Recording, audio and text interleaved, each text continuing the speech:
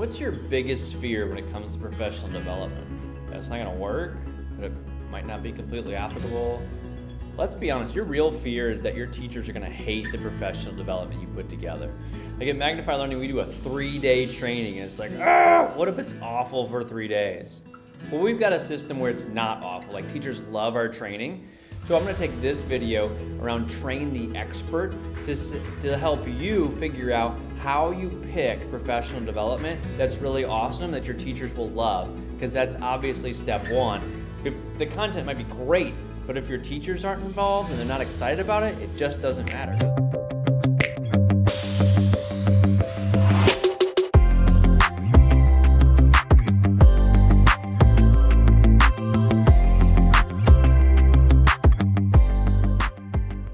Welcome to PBL Simplified Leadership Series, where we take your vision off the paper and get it into your school. I'm going to take leadership topics from education, business, and sports and dissect those so that you can become the great leader that your school needs you to be.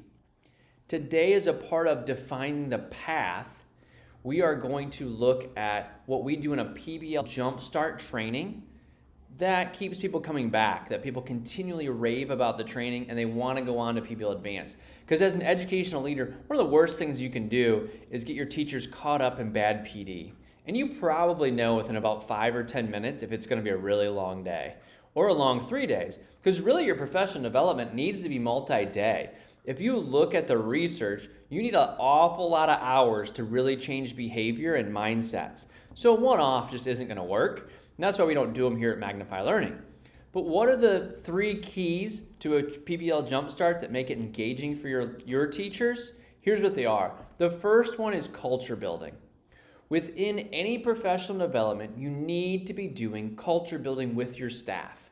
You're not always together. You're not always in person. So when you are, you need to protect that time. So in a PBL Jumpstart, we always run protocols that get people working together. Is that intrinsically in project-based learning? I think it'd be fair to say that it is. We really try to work out the process of project-based learning in our trainings so your teachers can feel it, so then they can help understand what their learners are going through.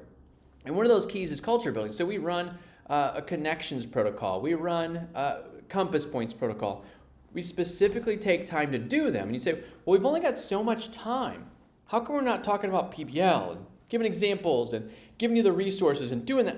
Well, we do that work, but we also, in project-based learning, the culture is that you're empowered to do the work. We're not making you do it. So culture building is a huge piece.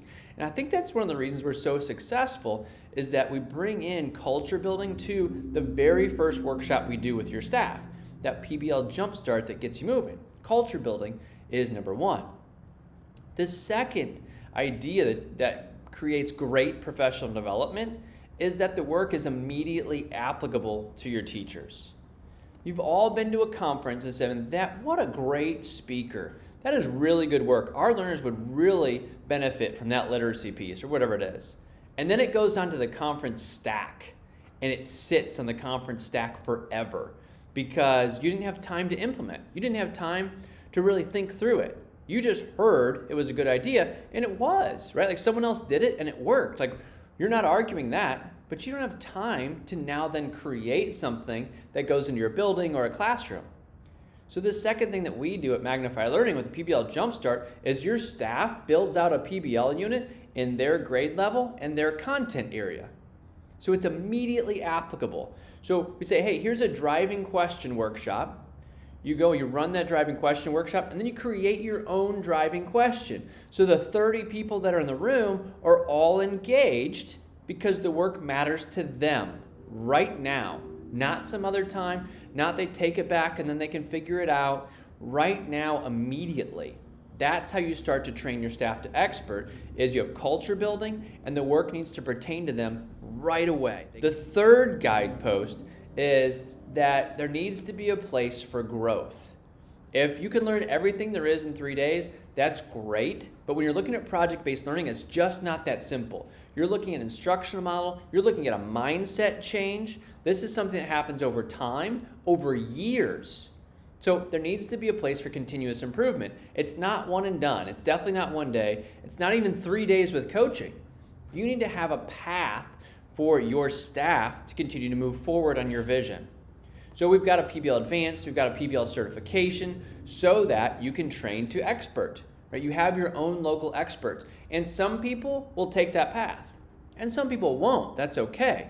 Not everybody's going to be certified, but you need to have a place for growth so that every single teacher can continue to grow. So that's where we put in that PBL Advanced step and then another PBL certification step if people want to go even farther, because people want to grow.